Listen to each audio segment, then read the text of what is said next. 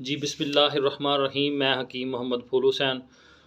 वो हज़रात जो मर्दाना टाइम को लेके बहुत ज़्यादा परेशान हैं और उन्हें मजबूरन वाइगरा का इस्तेमाल करना पड़ता है, ऐसे हज़रात के लिए मशवरा तो यही है कि वो वाइगरा का इस्तेमाल ना करें, क्योंकि ये कुर्तों को बहुत ज़्यादा नुकसान पहुंचाती है और इसके साइड इफ़ेक्ट बहुत ज़्यादा हैं। जिगर में बहुत हीट होना शुरू हो जाती है और इसके मुख्तलिफ़ किस्म के साइड इफ़ेक्ट मौजूद हैं। नुस्खा जो मैं आपकी खिदमत में आज रख रहा हूँ, इंशाल्लाह ये देसी वाइगरा इंशाल्लाह आप घर पे ही बना लें। इंशाल्लाह आपको वाइगरा गोली खाने की ज़रूरत नहीं पड़ेगी।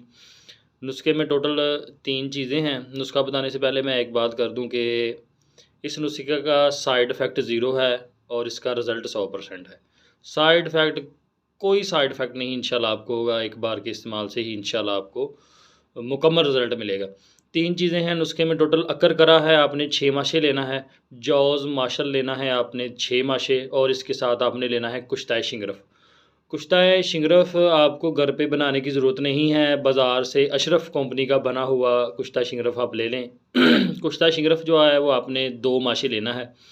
2 माशे कुश्ता शिंगरफ और अकरकरा 6 माशे और जौज़ माशल 6 माशे। इन तीनों चीज़ों को ग्राइंड कर लें और मीडियम साइज़ के कैप्सूलों में भर लें।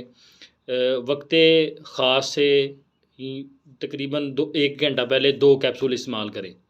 इंशाल्लाह आप वाइगरा को भूल जाएंगे और इंशाल्लाह आपके गुर्दे भी ख़राब नहीं होंगे और किसी किस्म का कोई साइड इफ़ेक्ट नहीं आएगा। जज़ाकुमुल्लाह।